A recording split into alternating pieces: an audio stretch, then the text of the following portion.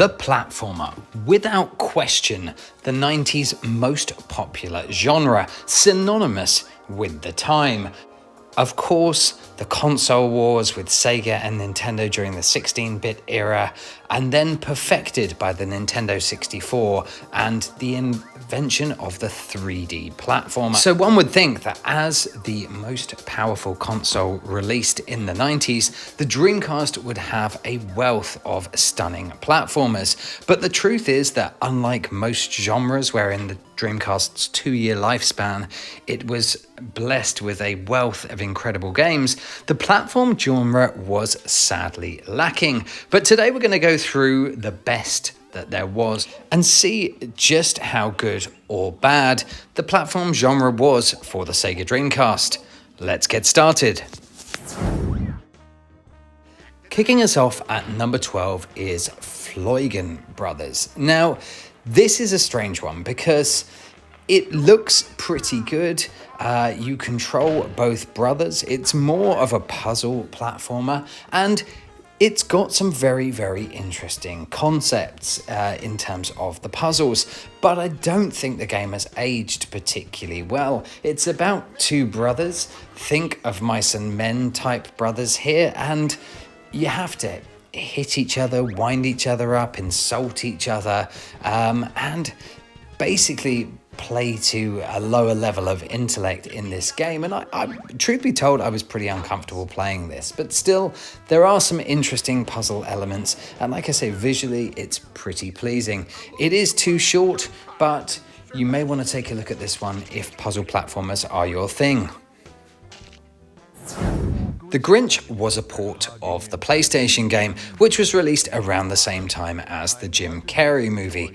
And what's interesting here is whilst the PlayStation game really struggled with poor visuals, an almost unplayable frame rate, and some very low res textures with a lot of texture warping, the Dreamcast version cleaned a lot of those problems up with a more stable flat frame rate and a far smoother, crisper experience.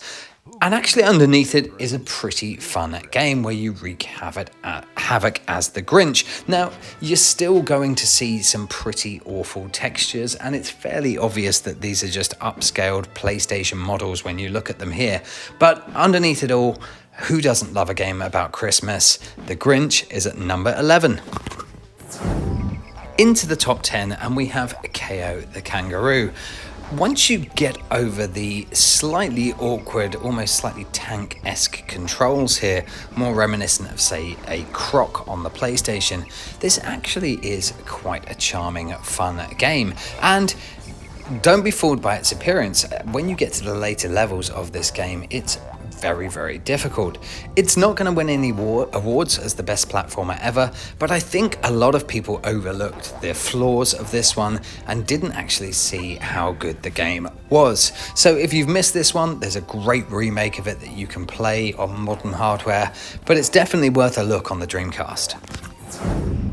Evil Twin is a bit of a hidden gem for the Dreamcast, released only in Europe and very, very late in the Dreamcast's lifespan.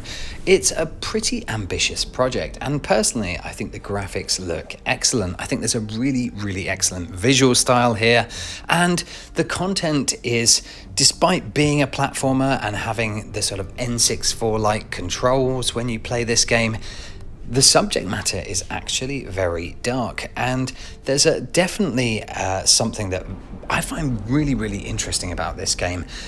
People are divided. Personally, I love this game and I think it's great. And if you did miss this one or don't know about it, definitely take a look. Super Magnetic Neo is next, and although this may look like an upscale PlayStation game, I actually think that the clean visuals here are very, very charming. And actually underneath the hood here, I think you've got some really great gameplay elements. Obviously, your head is a magnet, and all of the positive and negative attraction elements are incorporated into the gameplay here. And actually, when you get to the later levels, it's very, very challenging. I personally, replaying this one, think that this was a little bit misunderstood. I played the demo of this when the Dreamcast was originally out, and I enjoyed it, but didn't have the money versus other games. Nowadays, I have managed to pick it up, and I actually think that this one was one that slipped by, and more people definitely should have taken a look at back in the day. If there's one movie series that has an absolutely excellent record of movie video game tie-ins, it's the Toy Story series. And after Toy Story on the Mega Drive, Toy Story 2 came out on the Dreamcast, but this was actually a conversion of the PlayStation game. I personally played this on the PC and completed this start to finish. It's a really well-designed game, which really does make you feel very immersed in the Toy Story world. Why isn't it higher on the list? Well, the Dreamcast version, quite frankly, was terrible. They literally took the PlayStation version and just slapped it onto the Dreamcast with a slightly enhanced resolution, but actually it sort of lost a lot of the feel. The most unforgivable thing for me is the fact that you cannot use the analog stick on real hardware or emulation. When you push the analog stick forward, Buzz doesn't run forward, he runs at a slight angle and you have to consistently correct. It's basically unplayable. Thankfully, the D-pad does come to the rescue here, making the Dreamcast version palatable. It's still a great game, but it definitely should have been higher on the list, and they definitely could have done more here. So halfway through and into the top 6, and the one area where the Dreamcast was very lacking was 2D platformers. In fact, there weren't any. 2D was very, very out of fashion. 2D games didn't sell, and despite the Dreamcast boasting some of the best 2D games, particularly in the fighting genre, there were no platformers. People just weren't interested. So I don't think it's cheating to use Intrepid Iy, an aftermarket game that came out on the Dreamcast in 2021. And I think it's a little bit sad because this is a great game and it really shows how many great titles like this we missed out on because people just didn't like them. Thankfully though, indie developer Senile made an absolutely charming platformer, and it's incredibly enjoyable to play today with exploration elements and beautiful visuals that look great on a real Dreamcast, especially when you hook it into a CRT. If you need a 2D fix on the Dreamcast, I'm afraid there aren't any that released during the console's life cycle, but Intrepid Iy is an aftermarket game that everybody should definitely check out. It's on Steam, so you can take a look there as well. Into the top 5 then, and Disney platformers in the 90s were top notch. I can think of 10 off the top of my head, whether it's Lion King, Toy Story, Aladdin, just superb playable platform games. And they didn't miss a beat on the Dreamcast with Donald Duck. Now, this is a little bit easy. You will go through this pretty quickly, but there's a lot to do here, particularly for young gamers, and it's an excellent fun game to play through. It was released on pretty much every console available, but for me the Dreamcast and PS2 versions were by far the best, and this is the best way to play this game. So if you missed it, Donald Duck is worth a look. Number 4 is the biggest selling game on the system, Sonic Adventure, and the Dreamcast version for me is better than the GameCube and PC versions of Sonic Adventure DX. There's a lot of websites out there that detail the changes, and for me the Dreamcast version is still the definitive way to play this. Now for me the Sonic levels here are just top notch, better than its sequel, just encapsulating everything that was great about Sonic. However, the game is slightly watered down by some of the other characters who just don't have the same game and level design. But if you want to see Sonic's first transition into 3D, yes, it's a bit buggy now, yes, the camera's awful now, but you can see from the footage it had such a charm and is so much fun to play. Some of the set pieces were frankly incredible, and this is great to play. Play it again if you missed it. Sonic Adventure is number 4. Napple Tale was a game only released in Japan and was a, I guess you would say, 2.5D platformer, but it had RPG elements, and thankfully recently the community have translated this one to English. Now, back in 2000 when it was released, it was praised for its design and also by employing primarily women to create this.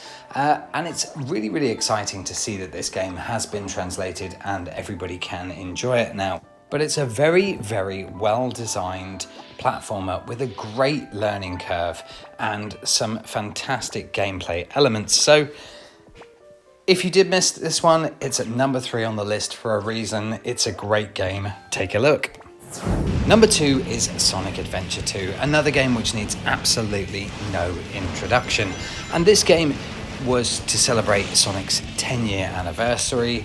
It introduced characters like Shadow, but critically it really cleaned up the unnecessary fodder and extra content that was in Sonic Adventure 1 that really wasn't needed. And what you got was a far more streamlined experience with actually probably the best Sonic storyline to date. A lot of the movie content actually comes from Sonic Adventure 2.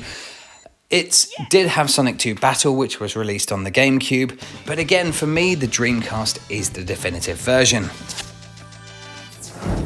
So I hope this doesn't come as a surprise to anyone. Rayman II is, by a distance, my favourite platform game on the Dreamcast. And although this originally was a Nintendo 64 game, the Dreamcast version was the definitive experience for me. For a start, the game looked so much better on the Dreamcast versus the Nintendo 64 version, with better textures, cleaner visuals, higher resolution. But most importantly, and this applied to the PS2 version, it ran at 60 frames per second, which even the PlayStation 2 version didn't. Also, the PlayStation 2 version had these features that no one really likes, the terrible voice acting, to me took away the charm of the game. Just didn't work for me. But the great thing here is the game and critically, it holds up today. Rayman Origins is the best game in the series for me by some distance. So that's the video this week, and I've got to say it's pretty slim pickings for platformers on the Dreamcast. I definitely don't think it was a strength of the console. The videos that I've made in the past, the racing video and the fighting games video, was quite frankly just an embarrassment of great games to choose from. I was trying to cut this down, whereas actually finding 12 great games here, was impossible. I think this list is pretty mediocre overall, but there's still some great fun to be had here and some great games represented. As always, like, subscribe. I love making these, and it's great that so many people are watching them, and have a great day.